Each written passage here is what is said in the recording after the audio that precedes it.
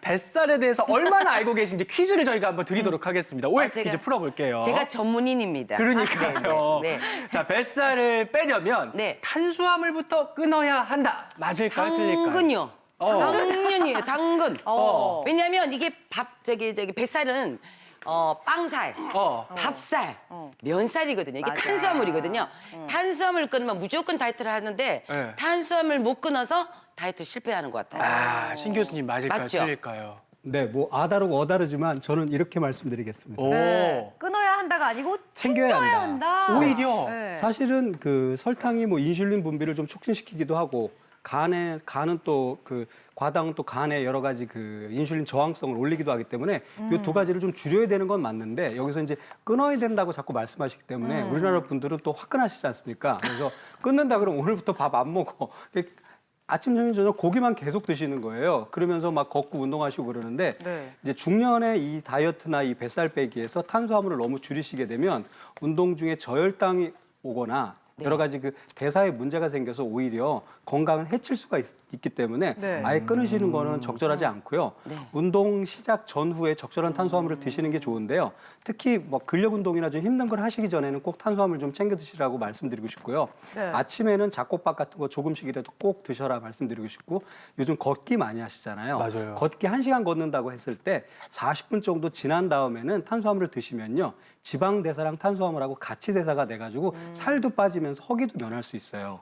그러니까 걷기 하실 때는 40분 이후에 간단한 그 탄수화물 되는 그 요깃거리들 드시면 좋을 것 같고요. 그 탄수화물 너무 안 드시면 짜증이 나기 때문에 옆 사람한테 화를 또 잘 내거든요. 조금씩 드시는 거 권해드립니다. 맞아. 예. 굶다 보면 막 짜증도 나게 되고 나중에 폭식하게 되니까 맞아요. 오히려 질 좋은 탄수화물을 잘 챙겨 드셔야 된다는 점 기억하시고요. 네. 그다음도 한번 풀어볼게요. 오해와 진실 두 번째는요. 요 살 주무르고 비틀고 꼬집으면 빠진다. 한혜진 씨. 당근 옵니다. 아, 그래요? 이것도 당근 오 맞죠? 네. 오죠. 네. 오늘 월요일 아침 정신이 없네. 네, 네. 왜냐하면 제가 저건 직접 해봤어요. 어. 제가 마사지를 받으면서 꼬집고 막 그러면 왜냐하면 살이 단단하면 살이 안 빠져요. 그러니까 자꾸 주물르게 물렁물렁해져요. 그럼 살이 되게 잘 빠지는 것 같더라고요. 그래서 저희들이 사실은 마사지 받으면서 돈을 쓰는 이유가 뭐겠어? 빼야 되잖아요. 그래서 크림도 바르고 주무르고 꼬집꼬집 했거든요. 그러니까 살이 빠지더라고요. 물렁물렁해지라고. 그럼요, 물렁물렁해요. 아, 맞아요. 요거 효과가 꼬집고 있을까? 비틀면 빠지나요, 윤 교수님? 네, 제 생각은 좀 다른데요. 네. 네, 계속 이제 꼬집고 주무르고 하다 보면 오히려 멍만 듭니다. 아니, 멍든 적도 있어요, 진짜로. 멍든 멍만 적도 듭니다. 있어요. 네. 만약에 네. 이제 이렇게 생각하시는 분들이 많은데 네. 이게 사실이라고 하면 저도 방송 중에 계속 꼬집고 만지고 아마 하고 있을 것 같아요. 네. 예, 이제 일시적으로 꼬집거나 문지르거나 하면 그 세포 외액이 이동을 하고 좀 부드러운 느낌이 들긴 하지만 금방 원래대로 돌아옵니다. 차는 것 그래요? 같아요. 그리고 이제 마사지 같은 거를 살살 부드럽게 하면 네. 또 이제 림프액이라든가 또 이제 주변에 있는 혈액 순환을 좀 도와줘서 일시적으로 순환을 좀 시키기 때문에 아주 살이 좀 빠지는 효과가 약간 있긴 한데 굉장히 미미합니다. 네, 굉장히 미미해서 차라리 그 시간에 운동하시는 게 훨씬 낫습니다. 아, 그래요? 아, 그렇군요. 근데 이제 운동을 한다는 게 말처럼 쉬운 게 아니어서 그쵸. 간편하게 이 방법을 택하시는 분들도 계세요. 짠. 다이어트 약을 먹으면 네. 확실히 빠진다. 어떻게 생각하세요? 당연히 요거는 사실 조금 애매모호해요. 아, 왜요? 약간 왜냐하면 약을 먹어서 네. 제 주에 약 먹어서 빼신 분이 되게 많이 봤거든요. 네네네. 근데 문제는 약을 딱 끊으면 요요 현상에 와서 다이어트를 실패를 하더라고요. 그래서 요거는 약간 세모로 제가 갈게요. 세모다. 이 교수님 어떻게 판단하세요?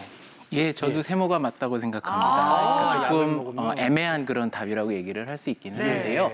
사실 그 비만 치료제는 굉장히 효과가 있습니다. 만성 질환이 있거나 꼭 살을 빼셔야 되는 분들한테 적절하게 보건의료 전문가랑 상담하면서 약을 쓰고 그다음에 식사, 운동 조절을 같이 하면 단기간에 체중 조절을 할 수가 있는 것은 사실이거든요.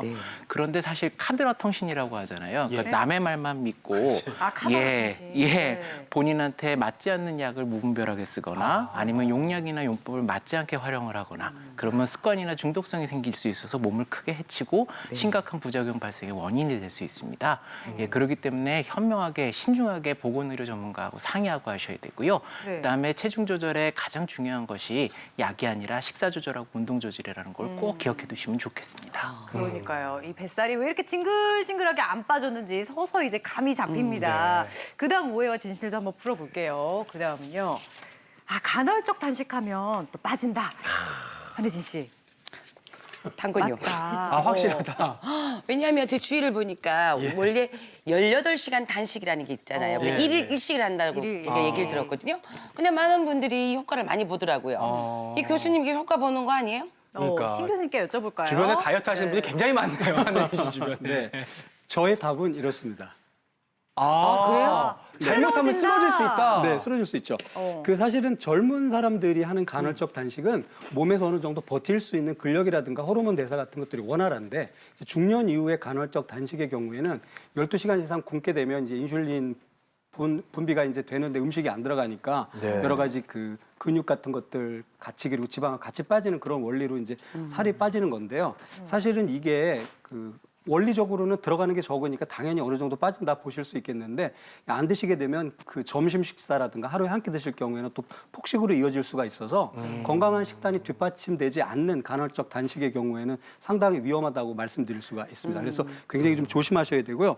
그리고 또 한 가지는 우리 몸은 사실은 습관이 굉장히 중요해서 몸이 사실을 우리를 다 알고 있거든요. 그래서 아침, 점심, 저녁 언제 먹는지를 아니까 그때 소화효소라든가 분비액이라든가 호르몬들이 다 분비되는데 이거를 한꺼번에 끊는 것보다는 그 패턴을 유지하시면서 양을 줄이게 되면 크게 어렵지 않으면서도 간헐적 단식으로 뺄 수 있는 그 정도 체중만큼의 효과를 보실 수가 있으니까요. 지금 패턴이 큰 문제가 없으시다면 식사 시간을 지키시되 탄수화물이나 이런 것들 양은 좀 줄이시면서 단백질 지방을 늘리는 소식 식단으로 가시는 걸 권해드립니다. 네, 살 빼려는 욕심 때문에 영양 결핍 생기지 않도록 조심하셔야겠고요. 그다음 질문. 네. 윗몸 일으키기를 하면 빠지더라. 어떻게 생각하세요? 이것도 당연히 이것도 다 맞다. 다 맞죠. 이건 왜냐하면 우리가 저기 그 폴드처럼 접었다 폈다 하기는 좀 어려워요. 뱃살이 예. 있는 분들은. 네. 그렇지만 윗몸 일으키가 최고로 뱃살을 빠지는데 최고의 운동이라고 저는 생각하고 있어요. 그래요? 맞죠, 교수님? 어떻게 윤 해요, 교수님 윤 여쭤볼게요. 예, 이제 그렇게 생각을 많이 하시죠. 네. 아, 하시는데 그래? 이것도 그래요? 예, 윗몸 일으키보다는 플랭크를 오히려 보내드립니다. 플랭크. 이제 윗몸 일으키를 하면 뱃살이 빠질 것 같은데 네. 실제로 뱃살을 빼기 위해서 제일 중요한 건 활동량을 늘리는 겁니다. 그래요? 이제 활동량을 늘리는데 다른 운동들을 하면서 윗몸 일으키 하면 좋죠. 네. 근데 윗몸 일으키만 가지고 뱃살을 빼려고 하면 굉장히 오래 걸립니다. 힘듭니다. 게다가 이제 나이가 드신 분들은 배 근육이 많지 않아서 이 윗몸 일으키기 하기도 어렵고요. 네. 그리고 이제 허리에 디스크 같은 것도 생기기 쉽습니다. 네, 제가 이제 제가 프랭크 하는 건데요. 아, 교수님 본인이시구나. 네, 제가 하는 건데 제가 한 잘하시네. 두 달 전쯤에 나와서 1분 정도 한다고 자랑했었잖아요. 네, 맞아요. 이제 지금은 이제 2분 하고 있습니다. 오. 처음에는 네. 저렇게 뭐 1분씩 하기 어려운데 네. 한 10초, 30초 이렇게 조금 늘리다 보면 네.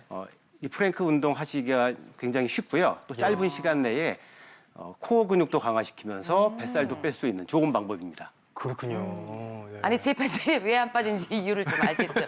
여지껏 한 게 다 헛수고였네요. 아니 근데 교수님, 아니 나이 든 뱃살 자꾸 그러니까 예. 제 뱃살이 굉장히 슬프네요. 그러니까. 화가 나려고 하네요. 나이 든 것도 좀 서러운데 이 뱃살 너무 이거 홀드하시는 거 아니에요? 이 교수님. 안타깝지만 젊을 때 뱃살하고 나이 들어서 생기는 뱃살은 조금 다를 수 있다고 생각을 그렇구나. 합니다. 뭐 예전에 어른들이 배심으로 산다 그런 말씀 주시기는 네. 했는데요. 사실 그게 뱃살하고 배심은 조금 다른 단어잖아요. 그러니까 그거를 오해하거나 혼동하시지는 않으셨으면 좋겠습니다. 중장년 이후에 있어서 남녀 공이 체중이 많이 증가하는 그런 경향을 보이는데 특히 여성의 경우에 있어서 복부 비만 그리고 복부 체중 증가 같은 것들이 많이 일어나는 것으로 되어 있어요. 이것이 바로 갱년기랑 관련이 있는데요. 갱년기에 여성 호르몬이 급격하게 떨어지고 특히 에스트로겐이 몸을 날씬하게 유지해 주는데 도움을 주는 그런 성분인데 에스트로겐 농도가 떨어지면서 뱃살이 증가하게 되고 체중 증가로 이어지게 됩니다. 그렇기 때문에 중장년 이후에 있어서 뱃살은 조금 다르게 관점을 두고 접근하셔야 될 필요가 있다고 생각합니다.